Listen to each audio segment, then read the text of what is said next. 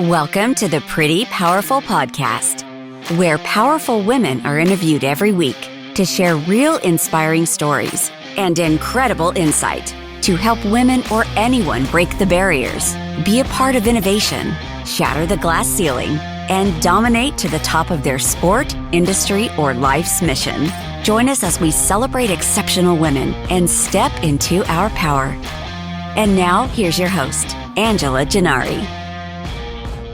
Thank you for joining us for the Pretty Powerful Podcast. This is Angela Gennari, and I have the pleasure of speaking with Miss Monica McCoy today. So thank you so much for being here, Monica. It's my pleasure. So Monica is super impressive. I'm really excited to introduce you to our audience today because you are doing so much for women and for businesses. And I want to kind of go through your biography really quickly with everyone. So Monica McCoy is a highly sought after award-winning global speaker, business strategist, and consultant. In 2017, McCoy founded Monica Motivates LLC. The Monica Motivates organization offers education and consulting services to women and underrepresented entrepreneurs, providing the tools and knowledge they need to grow and scale their businesses. Recognizing that gender and race play significant roles in determining access to capital for women business owners and underrepresented founders, her vision is to remove barriers that negatively impact founders and close the opportunity gaps that exist due to lack of education, resources, and access to capital. A former global director of strategy and innovation for the McDonald's division for the Coca-Cola Company, McCoy left to pursue her own dreams in 2017 after 15 successful years. Now her business focus is helping individuals identify their purpose and passion while showing them how to best leverage their newly found knowledge for the benefit of other companies and themselves. As a result, McCoy founded Pitch University, an award-winning interactive workshop featuring strategies and tactics shared by current and former executives of major multinational companies. In addition, McCoy held the first annual Global Supplier Diversity Conference in September of 2018, providing the strategic framework for founders to identify, prepare, and secure corporate contract opportunities. The fourth annual GSDC will be held September 23rd, 2021. McCoy was named the 2019 Startup Atlanta Equity Champion, a 2020 American Express Founder of Change, and was most recently among the 2021 Porsche-driven women. Monica attended Emory University in Atlanta, Georgia, and holds a bachelor's degree in psychology. Amazing. Absolutely amazing. And I love that you are using all of your talents to help other entrepreneurs, women, and underrepresented communities. So thank you for being here. Thank you. It's my pleasure. So I want to kind of start off by asking I know that you were already working for Coca-Cola and you were taking on a lot of diversity initiatives. What led you to start your own business and to really kind of pursue this path in helping others? Well, I would have to actually back up a little before even going to corporate America. So when I went to Emory University, my plan was to actually be a cardiologist. Wow. Because I wanted to save lives. And you should know that you have a fear of blood before you decide to major in chemistry and say that you're going to be a cardiologist. Mm-hmm. So when I discovered that fear, I had to pivot and go ahead and take that track to corporate America. So I was never really intended to go and be a full-time employee, but I made the best of it because I loved working with people and I loved, how people thought, how they brought their processes together and things of that nature. So after spending 15 years at Coke, one of the things that I identified was that both corporate women and business women were having real challenges when it came to securing promotions, Absolutely. But also securing funding for their business. And so I decided 5 years ago to take that leap of faith to really come out and work with women and underrepresented founders. Yeah. Oh, I love it so much. So I couldn't agree with you more that taking that leap and going in and helping others. And I think that psychology background definitely helps. I also have a psychology background. And no matter what I do in the business world, it still is a passion to, try to inspire, help others and understand where they're coming from.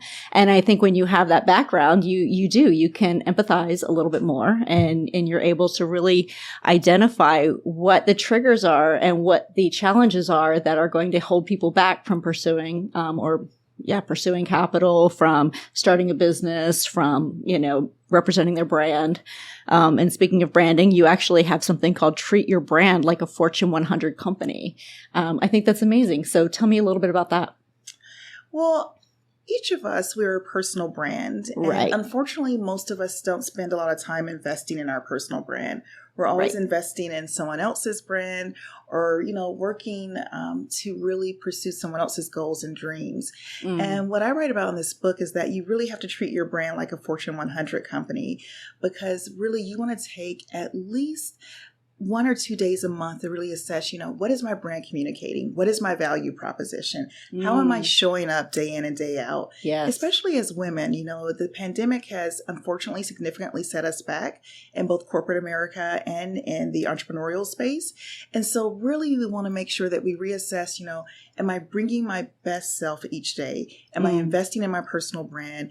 Am I taking the time to really make sure that I'm really delivering for my clients? Yes, absolutely. So when you're representing yourself as a Fortune 100 company, one thing that I think is important that these companies do is you have somebody in these big Fortune 100 companies who are working on the vision, right? So they're out there working on the business and not in the business so much. And I think that's something that you're getting across in this treat yourself like, or treat your life and your brand like a Fortune 100 company. Work on yourself, not necessarily, in the weeds. Yeah, because when we think about entrepreneurs, unfortunately, many of us are solopreneurs, right? Where, we are the CEO, the CFO, the CMO, the CTO, the CIO. We're every single role in the company. And unfortunately, when you do a cost benefit analysis, you start to see that you're actually losing significant money every day that you're doing everything by yourself. And so it takes that investment. And sometimes in year 1 or 2 of your business, you're not making a ton of money. You're not necessarily in the black, but certainly when you continue to make those investments and build a team, you can start to see where truly you can scale your business and take it to that next level. Absolutely. And then Pitch University. So you talk about the art of the pitch. So pitching is probably one of the things that I feel like women are pretty intimidated by, just because I don't think we have as many opportunities to stand up and pitch. So tell me a little bit about what makes a great pitch. Well, if you think about it, for every one time that a woman pitches, it's 9 times that her male counterpart pitches. Wow. And a lot of times we have analysis paralysis and we are frozen by wanting to be perfect. Right. We want, we're craving that perfection. But really what takes a good pitch is that you have to really make sure you connect with your audience. Okay. You can't just go in and just say anything. You have to make sure that you're identifying a problem that they can connect with. What is your unique solution? Who is your target audience? What is your business model? How are you making money, or how are you literally saving money for the company? And finally, what is your ask? What do you need? And many times what I see is that women are really shy about the ask. Right. So they are comfortable talking about someone else's brand, someone else's company. But when it comes to making an ask for themselves, especially when it's capital, when it's money for the business, many women shy away from that. And it's the same in corporate America when asking for the promotion. Right. They're shying away from that. Yeah, no, I 100% I agree. Because that is something that we find challenging. I think that we can sell pretty good, but we can't close, right? And so sometimes that can be a challenge, is closing that sale, getting to the point where it's like, hey, I've told you all the benefits. Right. I've explained why this is so wonderful. And then you're hoping they say, so can I give you money? Right. And just to add on to that, when I was in corporate America and I was a global director, I had many founders come and pitch to potentially do business. Right. And what I found was that many women and minority founders were unfortunately very unprepared. Okay. They didn't know the true components. They didn't understand how to connect with the audience. They came in just talking about themselves instead of how they could really add value and solve a problem. And so what I really want to, share with your audience is that when you have that opportunity to share about your brand, make sure you're connecting to how you're bringing a solution to the table and not just making it all about yourself. Yeah. So how would somebody develop a solution? So is that the why? Why does this matter to you? And how can I help you solve your problems? Well, that's why you first have to identify a problem, because in any successful business, you have identified a problem that you are solving. Right. So if you haven't done the root cause analysis to actually identify the problem, then there is no solution. So you have to do your due diligence to make sure that it's something that individuals actually want, that the market is demanding. Because if you invest all this money in something that you don't have a proof of concept for, then quite frankly, you've gone down a path where you've invested a lot of resources, but the market doesn't want it. Right. All right. That's brilliant. So, going into the Global Supplier Diversity Conference. So this is something where you're bringing in, can you tell me a little bit about this? Because, my impression of it is that you're bringing in people and educating them on why diversity is important in an organization, but also educating them on the benefits of having a diverse workforce. So tell me a little bit about what the Global Supplier Diversity Conference is and how women and underrepresented groups can get more government contracts. Yeah. So one of the things that our team identified was that there was a significant gap with the number of women and underrepresented founders who were securing corporate contracts. And so if you think about it, many individuals were good with having B2C relationships or business to consumer, but they were not good with B2B or business to business relationships. And so our goal was to start the conference to, one, educate suppliers on how to do business with Fortune 500 companies, and then activate those contracts, because there are billions of dollars in contracts that corporations need every single year. But it's not just enough for them to secure that contract, because if you're in and you don't perform well and you're kicked out, then that's not necessarily a win. Right. We want you to actually sustain it. So the third is to make sure that you're actually sustaining those contracts, that you're building that true long-term relationship. Because what we know is that if we can get smaller businesses reliable revenue, where it is repeating over 3 to 4 years, that is where generational wealth can be built. And we continue to see in the minority communities where, unfortunately, the net worth continues to go down. And we want to make sure that we're positioning these individuals to have the ability to build long-term wealth generation, not just for their family, but for future generations to come. Wow. So when you're talking about the corporate contracting, I know that I recently read a statistic about government contracts and federal contracts, and I think women-owned businesses only got about 4% of all federal contracts, which is, to me, just astonishing that it's that low. But do you see that in corporate as well? Well, I think we have to dig a little deeper, because what we know is that female founders are only getting 2% of the total VC funding for their business. Yes. And when we dig further and look at African-American female founders, only 0.4% of venture capital funding is going to African-American female founded led teams.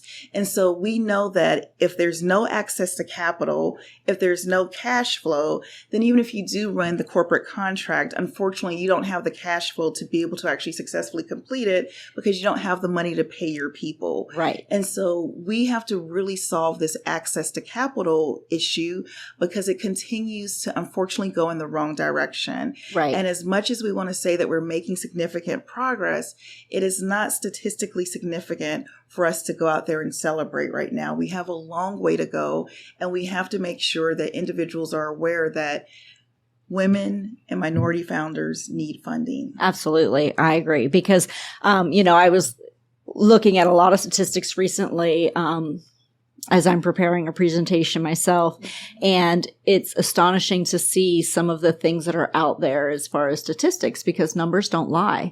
And so most people will say, well, it feels pretty equal when I'm in my workplace, right? Well, I see plenty of women. I see, diversity in cultures.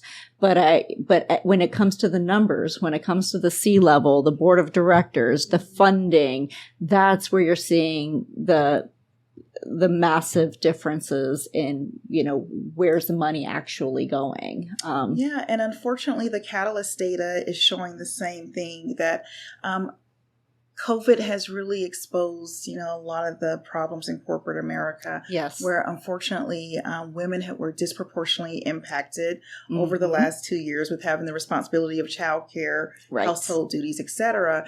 And so what we know is that women had to make really hard decisions to exit the workforce disproportionately towards their male counterparts compared to their male counterparts.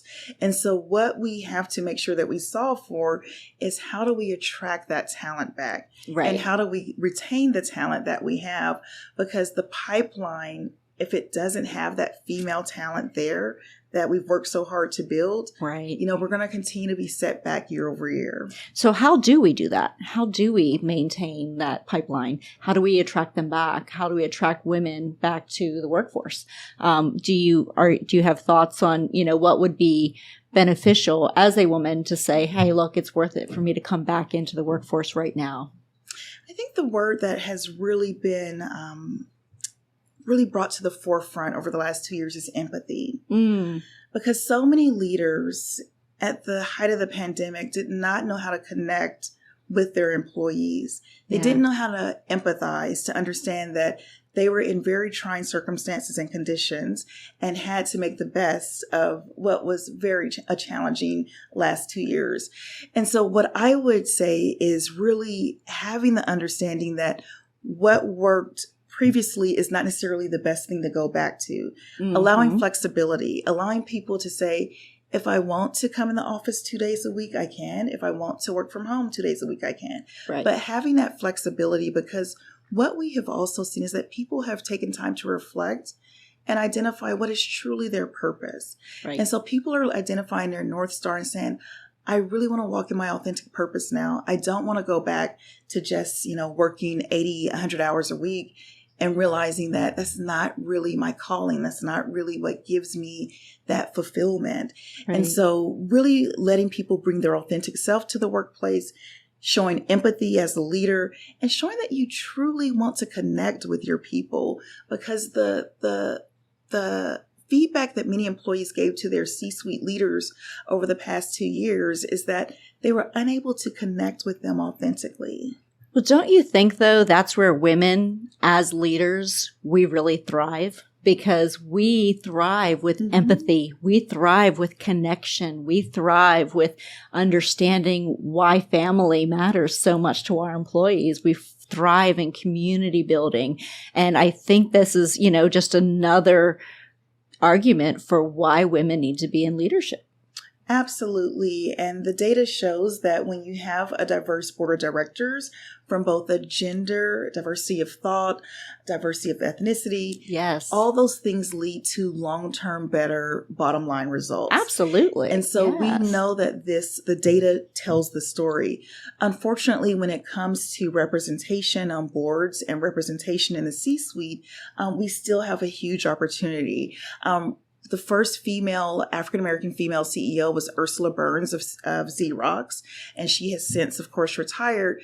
And now we have 2 African-American female CEOs of Fortune 500 companies. So certainly progress. Absolutely. But with the level of talent that we have from a female perspective, we should see more representation in the boardroom and also more representation in the C-suite. Absolutely. And as much as it's amazing, and we should celebrate 2 African-American female CEOs in Fortune 500 companies, we're also talking about 2 out of 500. Exactly. And that's not okay, Exactly. right? So that's the part where we need to be questioning, but why only 2? Exactly. Because the data is there. 35% more revenue is generated when women are in charge. Yep. 35%. I read another statistic that for every 1,000 employees that a company has, females in leadership save the company $1.47 million per 1,000 employees. Yeah. The data is there. The data is there to support women in leadership, but I don't know what is the holdup. Why are we not getting to where we want to be? Is it women? Excuse me. Or is it men? Is it, or is it a culmination of many things? And I think it could be, it could be women who don't feel like that's going to lead to great work-life balance for them.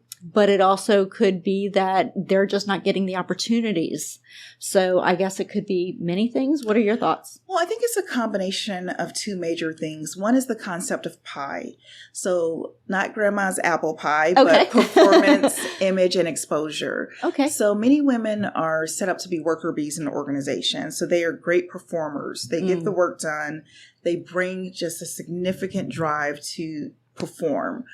But when it comes to image, how they show up in rooms, how they have their executive presence, that's lacking. And then when it comes to exposure, how they're being exposed to the senior leadership, that's lacking also. So if you have a pie where 90% of your pie is performance, right, 5% is image, and 5% is exposure, you're going to be that person who's always looking over your back saying, gosh, he just came in the organization and he's already 2 more promotions ahead of me and he just started, whereas I've been working hard and no one seems to be noticing. Well, the thing is that what we know that the research shows is that you can't just be a worker bee. Right. You have to make sure that you're stewarding your work and making sure you're gaining that exposure with the executive leadership team. But we know that many times women are doing the work and other people, unfortunately, are taking the credit and exposing their work at the executive leadership team level and getting those promotions. Yeah. And so when I say to women, really look at your pie, assess where you are. Are you the worker bee? Or are you someone who's mastered exposure? Are you the person who shows up in a room and no one notices? Or are you the person who you demand everyone's attention when you walk in the room? And the final thing I would say on that is that many of us just don't know the rules of the playbook. And so when I first started corporate America, I have to admit I was that worker bee. I was told you work hard and you get the promotion. What I realized very quickly, though, is that you have to have a sponsor. You have to have someone advocating for you behind closed doors.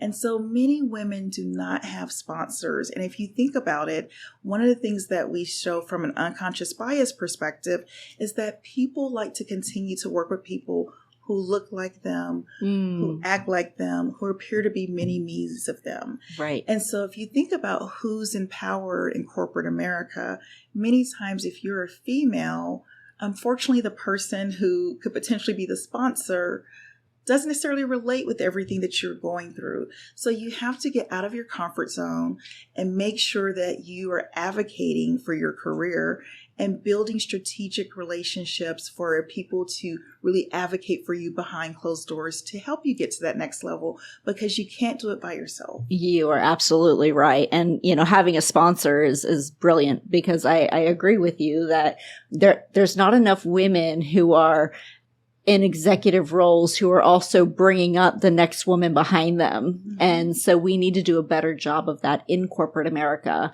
is bringing that next woman up with you, through the ranks. And if you have achieved a certain status, make sure that you're paying that forward and bringing somebody else up, because you're absolutely right. And also in the entrepreneurial space. So it can't just be limited to corporate America, because it's a vicious cycle. Many minority women are exiting corporate America at rapid rates to start their own business because they feel like, okay, I'll come out here, I have the freedom, I'll start my business.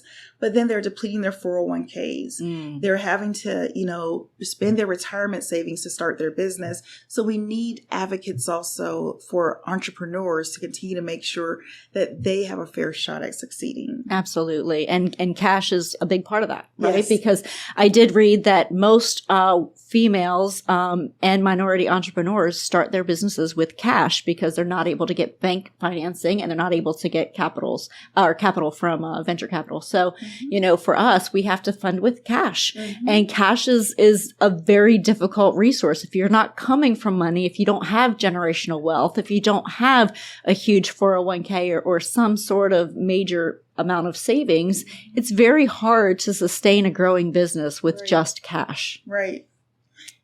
Absolutely. And really over the past year and a half, what we've seen is that businesses that were disproportionately impacted or had to close their doors were female and minority owned businesses. Wow. Really due to the lack of access to cash flow.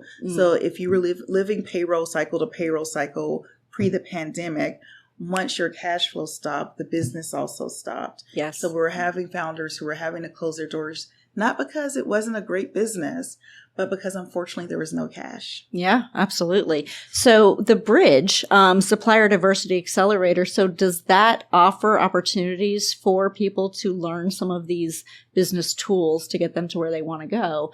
Because like you were saying, a lot of it's lack of resources, it's lack of capital, it's lack of knowledge, it's lack of education. Mm-hmm. And all of this plays a part in how successful we're going to be as an entrepreneur. So tell me a little bit about the bridge and how that might help being an accelerator program. Yeah, so I happen to be married to a phenomenal man who's in construction. And as a minority in construction, he is truly, out there doing amazing things. Yep. But there needs to be additional diversity in the construction industry. Yes. And so we started the Bridge Accelerator in partnership with a Fortune 50 company here in Atlanta. And we did 2 cohorts to really help diversify the construction industry, to have access to commercial real estate contracts with Fortune 500 companies. Wow. And so what we saw is that there was no lack of talent. The talent was there, but the access to the contracts was not. And so if you have the talent, if you bring the skill set, if you have the team, and all you need is someone to help you with those introductions, to understand financial acumen, to understand marketing, some of the key things that we teach in the Bridge program, that's what's really going to lead to long-term sustained success. And so when I get emails from graduates and alum of the program saying that, hey, Monica, I now am a tier 1 vendor with this Fortune 500 company. Wow. That's what brings joy to me, because what I know is that individual now has an opportunity to build generational wealth for their family, not only with having a successful business, but then having reliable wealth to come behind it. Absolutely. That's amazing. Well, and the fact that you're able to influence so many others and bring them up with you, it's just absolutely inspiring. So one of the programs that I felt like was just a highlight to me, I did my internship with the Department of Juvenile Justice. At one point, I thought I was going to be an attorney and be a forensic psychologist, and spent some time working in the correction system because I wanted to help and rehabilitate. And you have a program called Pivot Purposefully, and I am just so inspired by this. So can you tell me a little bit about it? Yeah, so Pivot Purposefully is the nonprofit arm of our company. Okay. And one of the things that we see is that, unfortunately, many women who have been incarcerated for minor offenses such as drug possession or just minor things, and spent 10, 15 years in prison, they come out and unfortunately many times end up going back to prison. And so the goal of this program is to reduce the recidivism rate. Because we know that when women are given the opportunity to become the sheroes of their family, to really go in there and start a business, this makes a difference for these families and for these leaders. What we know is that with our program, we're teaching formerly incarcerated women how to either start a micro business, such as being able to go and start a nail salon, to start a beauty salon, or to go out there, if they already have a business, to really be able to scale that business. And so the thing I'm most proud about this program is that whether the lady has spent 27 years in prison or whether she is 6 months in prison, what I love about this is that everyone deserves a second chance. Absolutely. And this continues to be a very overlooked population. And so our team took this on really because we know that a lot of the root cause analysis shows that if the mother is not in the home, unfortunately, many of the children end up following some of the same paths. And so if we can have the mother rehabilitated, getting back in the home, and being a shero to the family, that gives that child hope to go out there and also be successful. Yes. And then, if you don't have the mother in the home, it's likely that the child will end up in foster care, which is another cycle of, tends to, I think the statistic is something like 80% of all children in foster care will end up in the incarcerated at some point in their adult life. And so, because when you leave foster care, most of the time you don't have resources, you don't have support. And so you're trying to figure out adult life very quickly with no guidance. And it leads to,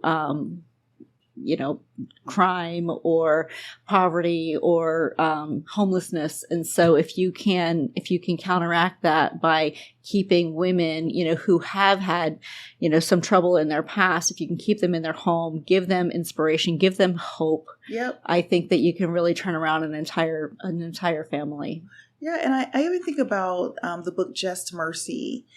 Unfortunately, if a child cannot read by 3rd grade, they're already predicting the number of prisons they're going to need to build by the time that child is an adult.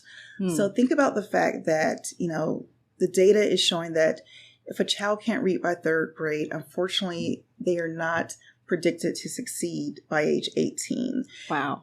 And to unfortunately be potentially incarcerated.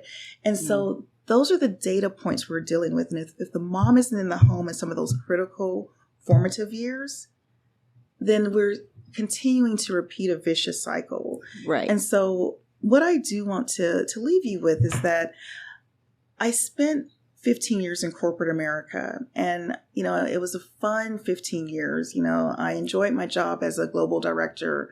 But what I realized is that I was walking someone else's path for success.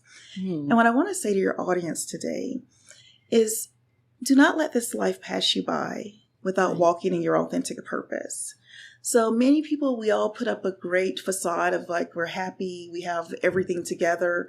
But truly 10% of happiness is based on your income, based on the house you live in, based on the car you drive, based on the things that people try to portray to the world.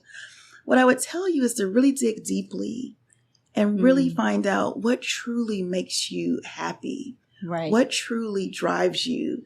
Because the fact that we're still saying, thank God it's Friday, or I live for the weekend, right, it shows that we have a lot of opportunity to truly dig deep and do something that is driving purpose and driving legacy. Yes. As opposed to just saying, I'm doing this to be able to buy the next material thing. And so when we look at the happiness index, unfortunately, we see that America is a country that is not very happy. Right. And what I really try to do in this organization, from both myself, with my team, and with the clients that we impact, is to really leave behind the message that you have one life to live. And if you're always living your life for someone else, to impress other people, to get likes, then quite frankly, you're living a life that truly is never your own. Right. So own it. Absolutely. Go out there and be fulfilled and truly walk in your authentic purpose. Oh, I love that so much. So you are so inspirational to me. I feel like there's a lot that our audience can gain from you, but what inspires you? What inspires me day to day is being able to see just a pebble drop of change. Yes. And so I feel like everyone has a pebble to throw out there. And I threw my pebble with hanging up my hat in corporate America, coming out here and starting my business. And my pebble is different from your pebble. Right. My pebble is different from your audience's pebble. But find your pebble. Throw your pebble out there and see the ripples that it makes.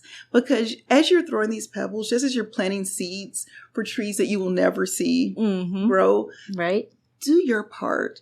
Because quite frankly, what I truly love about what I'm doing now is that I don't get tired. Yeah. It's very, very purpose-driven work. I'm sure you wake up excited to do what you're doing. Wake up so excited, but also have to realize that I have more to life than doing my business. I have 2 beautiful kids, and my husband of almost 20 years. So, so what I will say is that to answer your question fully, is what inspires me is that I don't view success by society's definition. I've created my own definition for Monica, And I encourage everyone to create your own definition of success, because the more that we are trying to validate ourselves through other people's lenses, yes, the more that we're always going to be trying to fill this empty hole that will never be filled. Absolutely. Thank you. Yes, I think that's incredible advice. So as women, we often give our power away because we think that other people should take credit for something that we've built, whether that be our spouse, our children, our boss, our coworkers. Mm-hmm. We often give our power away. And I think that that's a natural response for a woman, because I think that we like to see other people happy. We like to see other people succeed. So tell me, but it also can impact us negatively, because like you were saying with the pie example, if we're not representing ourselves as someone who is competent in a boardroom or at an executive level, it can come back to us in terms of being passed over for promotions or being passed over for an advancement in a company. So tell me about a time that you have given away your power, and then another time where you've really stepped into your power. And what was the difference in those two times, and, in terms of your mindset going into it? Yeah, so I would go back to the word that you ended with, is mindset. Sure. So when I first started my corporate career, I had more of a fixed mindset. Yeah. That, you work hard and it just comes to you, the promotions, et cetera. And so I put too much of my power in that things would just work out. Right. Based on me doing the hard work. And so what you quickly figure out is that if you give all of your power to someone else, you're always going to be left disappointed. Right. So one of the things that you have to start with is first believing that you have power, because I hear too many times from women very limiting beliefs of, well, Monica, I just don't have the power to do that. Or Monica, no one's going to listen to me. Or Monica, no one's going to take me seriously. And so you have to first believe that you actually have power. But then on top of that, you have to have what's called a growth mindset. So Carol Dweck has written this amazing book called Mindset that I think is really one of my top 5 business books for every corporate professional or entrepreneur. You must read it. But when you embrace that growth mindset, you start to realize that everything is possible. Yes. If you will take control of owning your power and not saying that, well, because this person is in this position, this person controls my destiny. Right. You have to believe that your destiny is in your hands, in addition to whatever your faith is. But you have to believe that no one owns you or no one owns your power. So is that when you started Monica Motivates and you stepped into that power of owning your own business after being in corporate America for so long, was that what you were thinking in terms of it's time for me to own this? I know I can do this. I know I have something to contribute. And did you have any fears? Did you have any hesitations? Did you have any apprehension in doing that? Or did you just know this was your path? No, I thought I was completely crazy to leave behind a very cush corporate job with all the benefits and the global travel and all the perks. So yes, I thought I was really crazy to do it. But I pushed through that craziness to say, but I'm doing the right thing. Right. And so to your question, what I would say is you have to really get comfortable being uncomfortable. Yes. Because if you're always trying to fix your life around, I want to always just be comfortable, stay in my comfort zone, you're always going to be disappointed. And so I embraced Brene Brown's The Arena. Right. And it's a Roosevelt quote, the man in the arena, and I have taken away the man and put the woman in the arena. I agree. But one of the things that it says in the quote is that it's not the critic who counts. Right. And so many of us are always listening to the voices of others, of what their opinion is, of how they feel about the decisions that we make. But the courage truly comes for those few individuals who have the courage to get inside the arena. Yes. Because there's so many people who are just spectators their entire life. They stand on the sidelines, they clap, they boo, but they never have the courage to follow their dream. They never have the courage to go out there and walk in their authentic purpose. They live that life in the land of someday. Mm-hmm. But it's those powerful people like you who say, I'm going to start this podcast. I'm going to go out here and get uncomfortable because I know that it's needed. Right. I'm going to get inside the arena. And people may criticize me. Yes. But I have to leave those voices alone. Because quite frankly, when you go to a basketball game, you're not going to see the people sitting in the stands. You're going to see the people on the court. And whether you boo them or cheer for them, they have the courage every night to get out there and do their craft. And they're hardworking, and they're putting in the practice, they're putting in the work, and that's what we're doing as entrepreneurs. And we're putting the work in, and it's grueling work at times, but also probably the most rewarding work, because when you do know you're making an impact and you do know you're getting that feedback, and you might get 10 people criticizing you, but it's that one person who says, you really inspired me, or I really took something away from that. That's the part that you hold on to. Right. That's the part that you say, yep, I'm going to get up and do this again tomorrow. Yep. Because for that one person, it mattered. And so I want to do this for the next person it's going to matter to. And if the 10 people that just criticized me are willing to go out there and do the same thing, then bless them. I hope they do well. Add this point to it. As an entrepreneur or as a corporate professional who's blazing a trail, you have to be comfortable with the road less traveled. Yes. So even if no one is celebrating you, yes. if you're getting no feedback or no validation, you have to be comfortable going on this road by yourself. Yeah. And so many times people think that entrepreneurship is glamorous based on what they see on social media. Right. It's a very lonely journey many days. And so you have to be comfortable being your biggest cheerleader, because if you're counting on other people, you're not going to survive this game called entrepreneurship. You will quickly have to go ahead and pivot to something else. Yeah. But it takes the tenacity and grit of a powerful leader to believe in a vision that no one else sees, and to know that if it doesn't make sense to anyone else but yourself, absolutely, that you can keep going day in and day out. Yes. Well, and the former CEO of Apple said, if you want everyone to like you, go sell ice cream to be an entrepreneur. That is definitely the way to be liked. So don't be an entrepreneur. Right. This is very true. So what would you give what advice would you give to your 18-year-old self? Fresh Monica, yes. starting out into adulthood. I would tell her to not take herself so seriously. Yeah. I thought that I had to achieve milestones by a certain time. I had to be married. I had to have the kids. I had to have the house. I had to have the perfect job.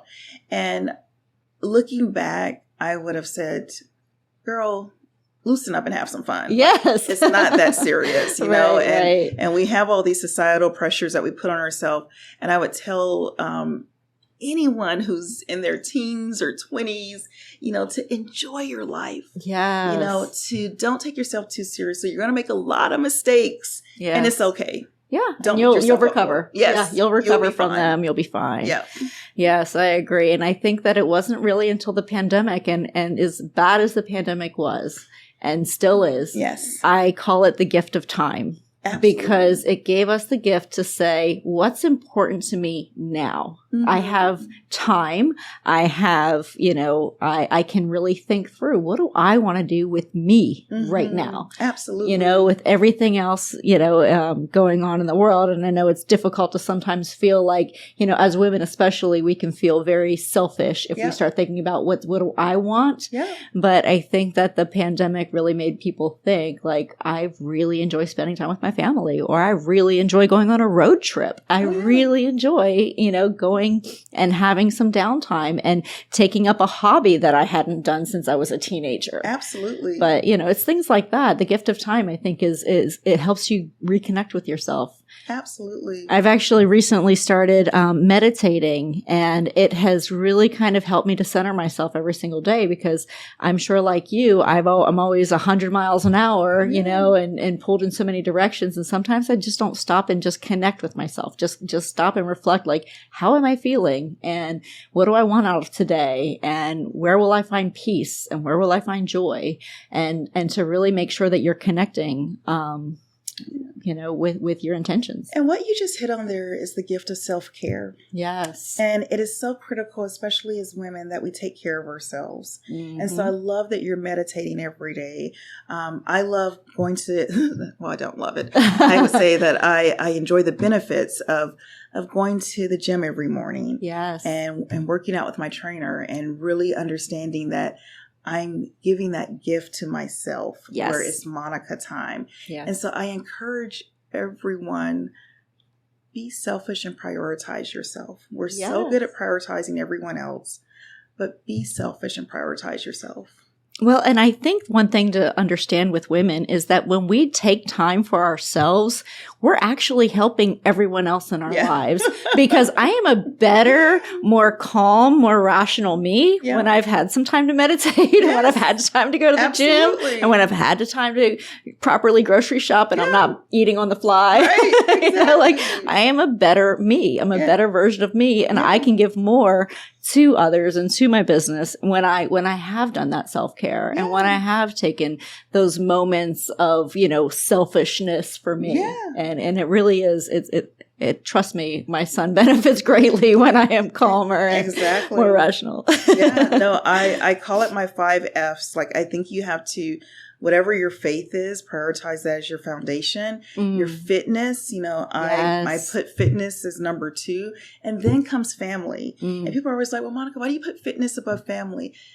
To your point, because if I'm not good, I'm not going to be able to be good for anyone else. Right. So I have to be good for myself first. And then I'm able to be good for other people. And then the business comes. The fortune is fourth. And then fun is ingrained through all of them. I love it. Yeah. So faith, family, fortune, fun, and fitness. Yes. Not in that order. Not in that order, but those are the 5 F's. Yes, those are 5 F's. I love it. I love it. I love that you memorize them so quickly. That's really impressive. Well, I think it's because they resonate. It really resonates with me. And I wholeheartedly agree with them. So one last question. You've been so great throughout this entire thing. I've learned so much about you. You've been very inspirational. What do you wish more people knew? And just in general, what do you wish more people knew? I wish more people knew that you don't have to live someone else's life. Yes. You can truly live the life you want to live. And this resonated with me from college, where I had friends who were becoming doctors and absolutely had no inclination to want to do that. They just were being forced to do it because they were living someone else's life. Yes. And I see that all the time in corporate America and in entrepreneurship, where people are doing stuff that they think is impressing other people, but they're not being true to themselves. And so the one message that I would hope resonates with your audience is to truly walk in your authentic purpose, to live the life you want to live. Because if I kept living the life that everyone else wanted for me, I would be an executive at a Fortune 50 company right now. Sure, absolutely. But it wouldn't have been my joy or my passion. And so you have to get comfortable saying, if I get to the end of my life and I look back, am I going to regret that I followed someone else's dream? Or am I going to sit there in complete peace, knowing that I gave it my all and I leave this world empty? Wow. Absolutely brilliant. I love it. Thank you so much, Monica. I really appreciate everything that you've brought to our audience today, because I think that it's been very motivating, very inspiring, and people can find you at Monica Motivates. And I think that you have so many gifts that you're just going to continue blessing many, many people in your life. So thank you for everything that you're doing. And the admiration is mutual. Thank you for what you're doing. And you are being a blessing to so many. So keep doing what you're doing. Keep being obedient and keep walking in your authentic purpose. Thank you. Thank you. Thank you for joining our guests on the Pretty Powerful podcast. And we hope you've gained new insight and learned from exceptional women. Remember to subscribe or check out this and all episodes on prettypowerfulpodcast.com. Visit us next time, and until then, step into your own power.